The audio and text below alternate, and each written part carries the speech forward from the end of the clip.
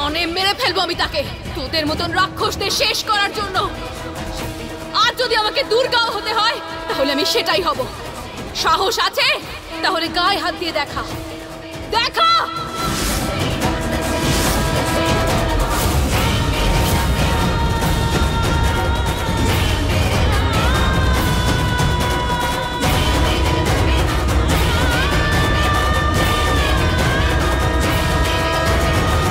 জানকী,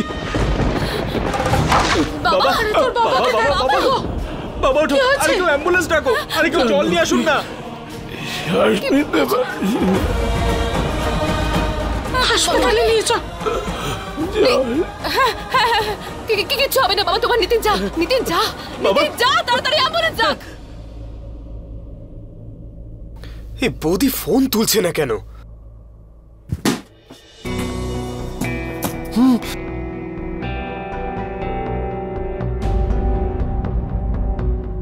এই শেখর, একটা কথা বল।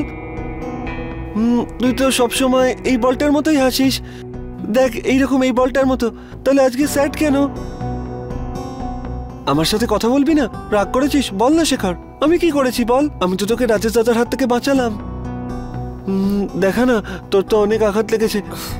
দেখা না, এরকম কেন করছিস? আমারও তো আঘাত লেগেছে, আমি কিরম করছি? শেখর চল, ঠিক আছে, আমি তোর মুড ঠিক করে দিচ্ছি।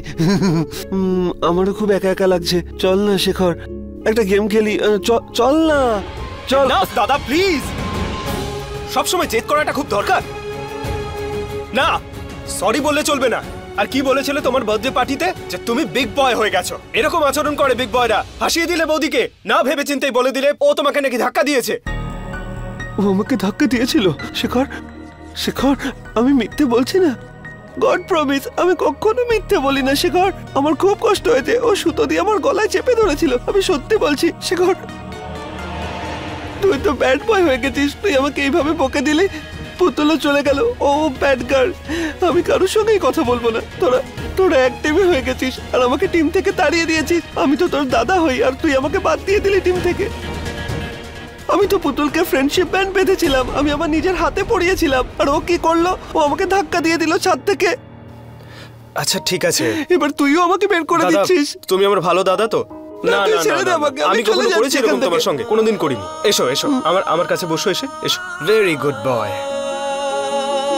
আমি আজকের পর আর কাউকে আমার বন্ধু করব না। আচ্ছা আচ্ছা, আমার কথা শোনো। দেখো এদিকে দেখো, আমার কথা শোনো। Good boy. হর্ষদা, টিম আমরা কিন্তু বদলাইনি, টিম তুমি বদলে নিয়েছো। জানকী বৌদি তোমাকে ম্যাথস পড়িয়েছিল তো? পড়িয়েছিল। জানকী বৌদি তোমাকে বার্থডে সারপ্রাইজও দিয়েছিল তো? মন্দিরে যখন ওই মহিলারা তোমাকে এত মারছিল, তোমাকে খুব মারছিল ওরা, তোমাকে এত মারছিল ওরা, তখন বৌদি এসে তোমাকে বাঁচিয়েছিল।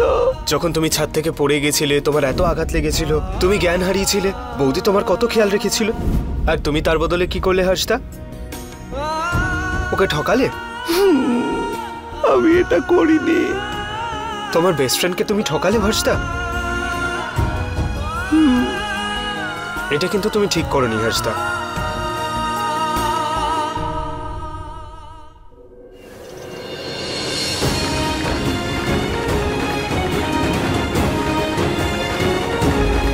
আপনারা ডক্টরকে ডাকুন নাকি? ডাক্তার ডাকুন না প্লিজ। কি হচ্ছে? কিসের চেঁচামেচি এখানে? আমার বাবা অজ্ঞান হয়ে গেছেন, হার্ট পেশেন্ট উনি। তাড়াতাড়ি ট্রিটমেন্টটা শুরু করুন না। দেখুন, যতক্ষণ না 1 লাখ অ্যাডভান্স জমা দিচ্ছেন ততক্ষণ ভর্তি করতে পারবো না। কি? 1 লাখ টাকা? ঠিক আছে, আমি ব্যবস্থা করছি। আপনি তাড়াতাড়ি নিয়ে যান বাবাকে। আমি আপনাকে তো বললাম আপনারা টাকার জোগাড় করুন, তবেই অ্যাডমিট করা যাবে। বুঝতে পারছেন না? বললাম তো টাকা নিয়ে কি আসছি। করছিস নাকি তুই? নিতিন ছাড়, ডাক্তারবাবুকে ছাড় তুই। ডাক্তারবাবু, আমি আপনার কাছে আমার ভাইয়ের তরফ থেকে ক্ষমা চাইছি। আপনি প্লিজ ট্রিটমেন্টটা শুরু করে দিন। উনি বেশ বিপদের মধ্যে রয়েছেন। আমি টাকার ব্যবস্থা করে আনছি। দেখুন, এটা প্রাইভেট হসপিটাল, বড় লোকদের জন্য। ওনাকে না হয় সরকারি হাসপাতালেই নিয়ে যান। আপনারা জানেন ওর বিয়ে কোন বাড়িতে হয়েছে? হ্যাঁ, রাম শাস্ত্রীর বৌমাও যা খুশি তাই বলছেন। দেখুন, আমরা শুধু বিলের টাকাটা বুঝি। যদি আপনাদের আত্মীয় এত বড় লোকই হন, তাকে ফোন করে দিন, সে টাকা জমা দিয়ে দেবে। জানো কি, জামাই বাবা জীবনকে এখনই ফোন কর, টাকা চেয়ে পাঠা আর এদের মুখে ছুঁড়ে মার। জানো কি, জামাইয়ের সাথে কথা বলছিস না কেন? ফোন কর ওকে। মনে হচ্ছে দিদির শ্বশুর বাড়িতে কিছু একটা প্রবলেম রয়েছে, সেই জন্যই তো দিদি চুপ করে আছে। জানো কি, ফোন কর জামাইকে, ফোন কর, আমি বলছি তো। যত সব নাটক এদের, ফোনটা কর।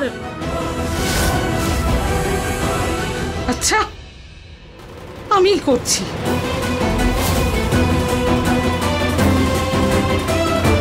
মা আমি কথা বলছি, দেখছি কি করা যায়।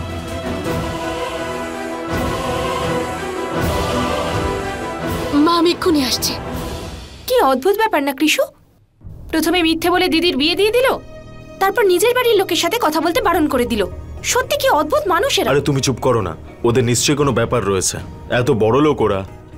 তোমাকে না কোনো কথা বলাই যায় না। যবে থেকে তোমার চাকরিটা হয়েছে, চামচেগিরি আগে করো আর কাজ পরে।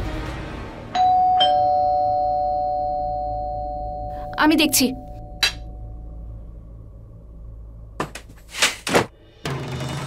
আপনারা কারা? সিবিআই, আসুন ভেতরে। আরে কিন্তু, আরে এভাবে কি করে বাড়িতে ঢুকছেন? কৃষু দেখো। আরে স্যার, আপনারা কি করছেন? কোথায় আসছেন? আমরা টিপ পেয়েছি যে মিস্টার কৃষ্ণা ট্যাক্স ফ্রড করেছে, আর সেটার ভিত্তিতেই আমরা এই বাড়িতে সার্চ করতে এসেছি। তাড়াতাড়ি সার্চিং শুরু করুন। কি বলছেন? গোটা বাড়িটা ভালো করে খুঁজে দেখবেন। আপনাদের কিছু একটা ভুল হচ্ছে স্যার, আমি এরকম কিচ্ছু করিনি। আমার স্বামী এরকম কিছু করতেই পারে না। ওর তো এই কিছুদিন হলো চাকরি হয়েছে স্যার। চাকরি নতুন হোক অথবা 10 বছরের পুরনো, আপনি আমাদের কাজটা করতে দিন। স্যার,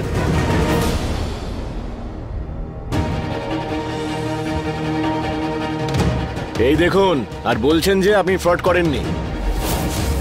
শুক্লা শর্মা, গাড়িতে তোলো ওনাকে। স্যার, ওকে আপনারা এইভাবে নিয়ে যেতে পারেন না, ওর বিরুদ্ধে আপনাদের কাছে কোনো প্রমাণ নেই। এখন যেটাই হবে পুলিশ স্টেশনে ইনভেস্টিগেশনের পর হবে, ততদিন ওনার অ্যাকাউন্ট সিজ থাকবে। নিয়ে চলো ওনাকে। আরে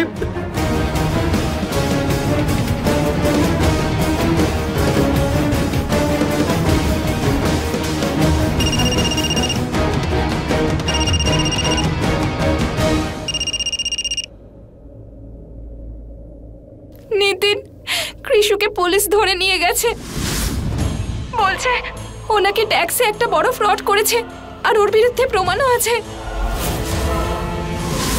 কৃষুকে তুলে নিয়ে গেছে, এমনকি আমাদের অ্যাকাউন্টও ফ্রিজ করে দিয়েছে। আমি বুঝতে পারছি না আমাদের সঙ্গে এরকম কেন করছে ওরা। কিন্তু দি, প্রবলেম এটাই, তোমার সাথে সাথে তোমাদের পরিবারের সবার এর শাস্তি ভোগ করতে হবে। যাও, তুমি ভাবতেই পারছো না তোমার পরিবারের লোকেদের আমি কি কি করতে পারি। যাও এখান থেকে। দি, আমাদের একবার নিশার কাছে যাওয়া উচিত। না না, আমাদের আগে হসপিটালে যেতে হবে। বাবা ট্রিটমেন্ট এখানে করাতে পারবো না। হ্যাঁ, নিশাটা পরে দেখা যাবে, আগে বাবা তারপর নিশা। দি, আমি কিছুই বুঝতে পারছি না, তুই পরিষ্কার করে বল আমায়। এইসব কিছু আমার শ্বশুরমশাই করছে নিতিন। মানে হঠাৎ করে যে আমার ফ্যামিলিতে এত বড় একটা ঝড় উঠেছে, সেটা শুধুমাত্র আমার শ্বশুরমশাইয়ের জন্য। দি, ওনার মনে হয়েছে যে হর্ষকে মারার চেষ্টা করেছি আমি, সেই জন্য আমাদের কিরকম ভাবে পানিশমেন্ট দিচ্ছে। এখানে যা কিছু হচ্ছে, বাবা এইভাবে অসুস্থ হয়ে গেল, সব আমার শ্বশুরমশাইয়ের জন্য হচ্ছে। দি, তার মানে আমি যেটা সন্দেহ করেছিলাম সেটাই ঠিক। বিয়ের পর তোর দ্বার ভাঙাতে আসা, আমার অ্যারেস্ট হওয়া, এই সব কিছু তোর শ্বশুরবাড়ির লোকেরাই করেছে না? দেখ, এখন এসব কথা বলার সময় নেই। হ্যাঁ, সবার আগে বাবাকে এখান থেকে বের করে একটা সরকারি হাসপাতালে নিয়ে যাই, সেটা আগে দরকার। দিদি, চল তুই তাড়াতাড়ি বল কি হয়েছেটা কি। দি, আরে বাড়ি থেকে বের করে দিয়েছে আমাকে নিতিন।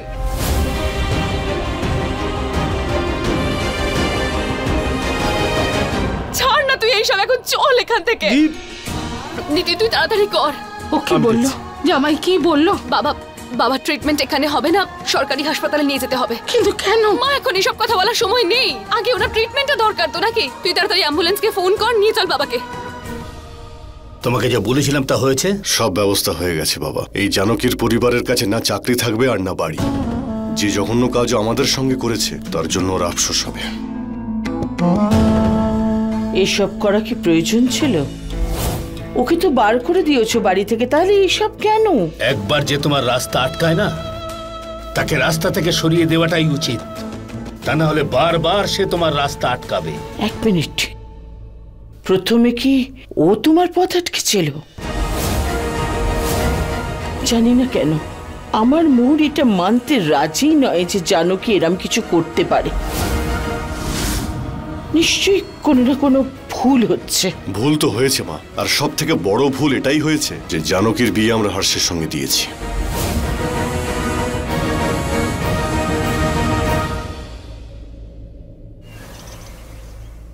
নিতিন, আমার তো খুব চিন্তা হচ্ছে। না মানে জানকী বাইরে এলে ওর সাথে কথা বলতে হবে নিশাকে সাহায্য করার জন্য। দি কি করে করবে এসব? ওই দিন যদি আমি দিকে বাড়িতে নিয়ে আসতে পারতাম তাহলে এসব কিছুই হতো না।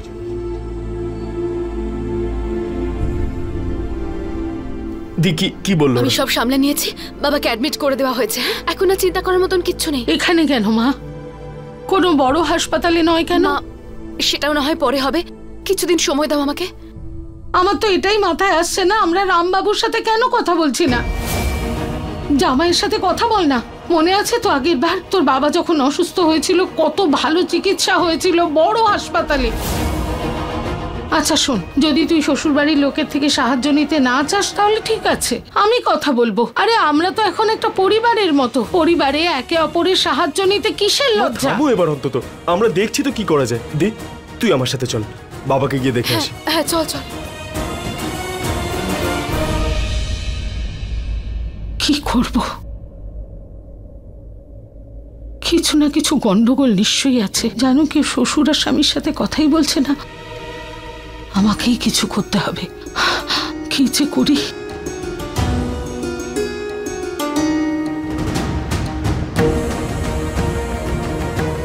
কথা বলে দেখি।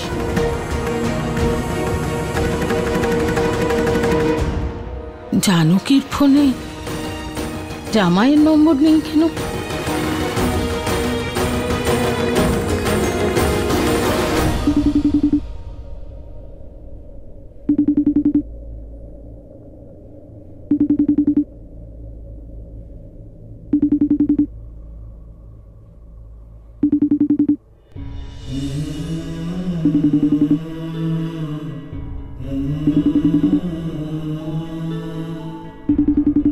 আমার পুতুলকে কি সুন্দর দেখতে লাগছে। নিতিন, আমাকে যে করে হোক নিজেকে নির্দোষ প্রমাণ করতে হবে, না হলে কে জানে বাবা আর কি করবে। মা মা কোথায় গেল? আরে একটু আগে তো এখানেই ছিল। হ্যাঁ এক সেকেন্ড। নিতিন, নিতিন, আমার ফোনটাও নেই এখানে। দি একবার পেছনে দেখ, ওখানে নেই তো। হে ভগবান, নিতিন, মা যদি বাবা বা হর্ষকে ফোন করে ফেলে না তাহলে কিন্তু বিপদ হয়ে যাবে। পুতুল ফোন। জামাই বাবাজি ফোন। কে?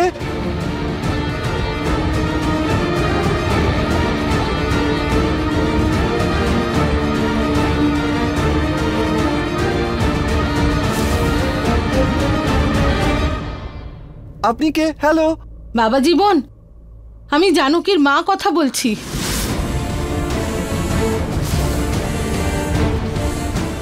ও আপনি তাহলে পুতুলের মা? ওয়াও ওয়াও ওয়াও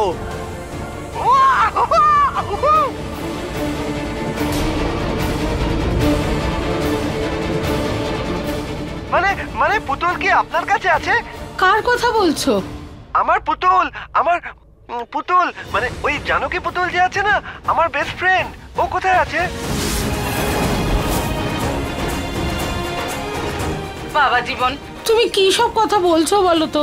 আমার পুতুল, জানকী পুতুল, যে আমার খেয়াল রাখে, আমার পুতুল, আমি যাকে ফ্রেন্ডশিপ ব্যান্ড বেঁধেছিলাম, কোথায় আছে ও?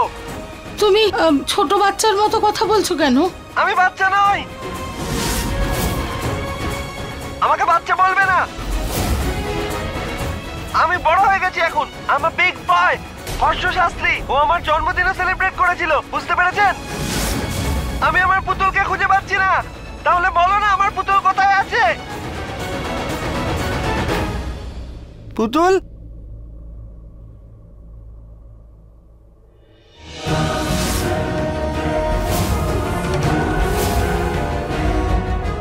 জামাই বাচ্চাদের মতো কথা বলছে কেন? কি হয়েছে ওর? মা, ও আসলে মানসিকভাবে অসুস্থ।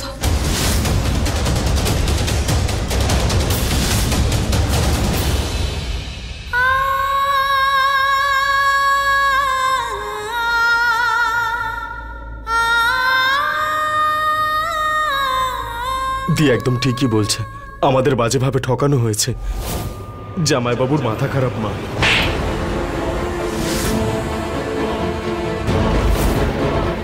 যা খুশি তাই বলিস।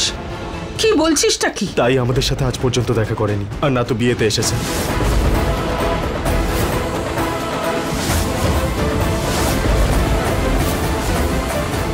ঠাকুমা, আমরা সবাই জানি জানকী বৌদি এরকম কিছু করতেই পারে না। এই কথাটাই আমাদের হর্ষদাকে বোঝাতে হবে। এটার একটা প্রমাণ খুঁজতে হবে, না হলে ড্যাড তো হর্ষদার বিষয়ে ড্যাড কারো কথা শোনে নাকি? কিন্তু হর্ষ জানকীকে দেখেছিল, তাই তো ওর নাম নিয়েছে, তাহলে ওর নাম কেন বলবে? হ্যাঁ বাবা, হর্ষ আমার কাছে এসেছিল। ও আমাকে সব বলেছে যে কি করে এসব হয়েছে। শুধু তাই নয়, ও না আমাকে সব করে দেখিয়েছে কি করে জানকী ওর কাছে এসেছে। ও এসে ঘুড়ির সুতো দিয়ে গলা টেপেছে আর ধাক্কা দিয়ে দিয়েছে। 1 মিনিট ঠাকুমা। ঠাকুমা, তুমি আমার সঙ্গে চলো। চলো চলো চলো। কি করবি তুই বাবা? এসো না। সত্যি করে বল তো কি করবি? মা প্লিজ আমাকে ক্ষমা করে দাও। আমি এই সত্যিটা তোমার কাছে আর বাবার কাছে লুকিয়েছি। আমি চাইনি যে এই সত্যিটা কোনোদিন তোমরা জানতে পারো, কারণ আমি জানতাম যেদিন তোমরা এই সত্যিটা জানতে পারবে তোমরা একেবারে ভেঙে পড়বে। এটা সহ্য করতে পারবে না তোমরা, বিশেষ করে বাবা। প্রত্যেকটা জিনিস আমি আমার ভাগ্য বলে মেনে নিয়েছিলাম মা। পরিস্থিতির সঙ্গে অ্যাডজাস্ট করা শুরুও করে দিয়েছিলাম আমি। কারোর কাছে কোনো অভিযোগ করিনি, নিজেকে নিজের শ্বশুর বাড়ির লোকের কাছে সমর্পণ করে দিয়েছিলাম পুরোপুরি। আর আজ ওরাই আমাকে বাড়ি থেকে বের করে দিল এটা বলে যে আমি হর্ষকে মারার চেষ্টা করেছি। আমাকে আমি নির্দোষ এটা প্রমাণ করার এতটুকু সুযোগ দিল না পর্যন্ত আমায়। বলো না মা, কি করতাম আমি?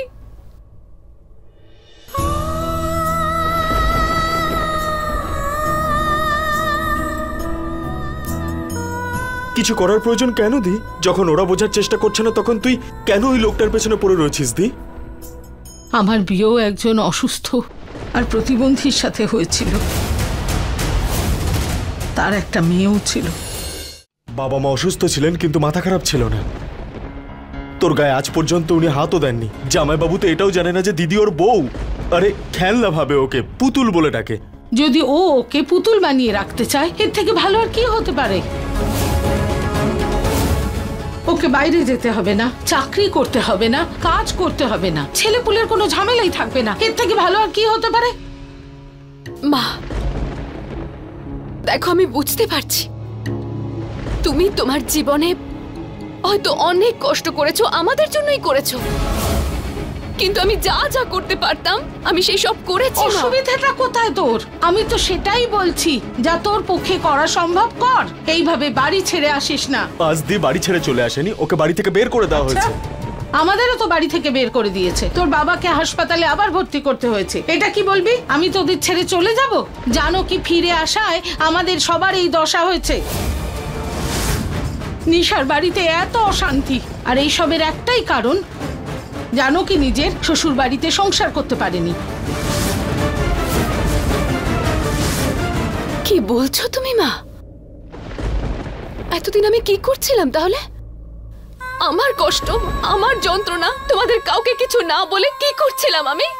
কর্তব্যই তো পালন করছিলাম, যাতে তোমরা কখনো কষ্ট না পাও।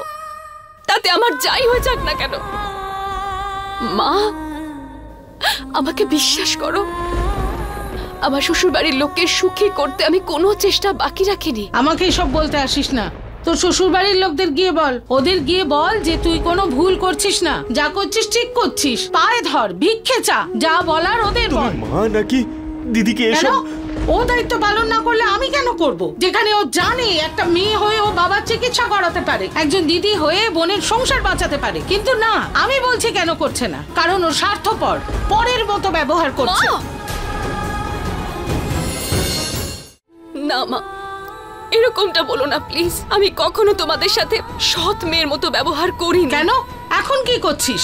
পরের মতোই তো ব্যবহার করছিস। আমরা আশ্রয়হীন হয়েছি, কিচ্ছু করতে পারিসনি। তোর বাবাকে সরকারি হাসপাতালে ভর্তি হতে হয়েছে, তাও কিছু করিসনি। কিন্তু তুই পারতিস, আমাদের আপন ভাবলে শ্বশুর বাড়ির লোকের সাথে কথা বলতিস, কিন্তু তুই কিচ্ছু করিসনি। আমাদের বাড়ি থেকে বের করেছে, তাও কিছু করিসনি। কি পরের মতো ব্যবহার? মা, তুমি আমার কথাটা শোনো না। দিদি, মা, প্লিজ তুই- দাঁড়াও একটু। দি- মা, প্লিজ। দি, তুই মায়ের কথায় কিছু মনে করিস না দি।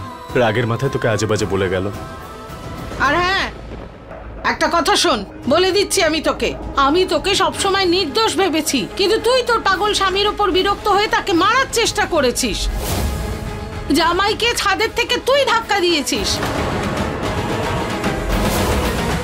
আর বলে দিলাম তোকে, যদি তুই নিজেকে নির্দোষ আর আমাদেরকে ভুল প্রমাণ করতে চাস, তাহলে এই মুহূর্তে শ্বশুর বাড়ি ফিরে যা, ফিরে আসবি না। আর হ্যাঁ, যদি তোর বাবার কিছু হয়, তাহলে তার জন্য সম্পূর্ণ দায়ী আমি তোকে করব।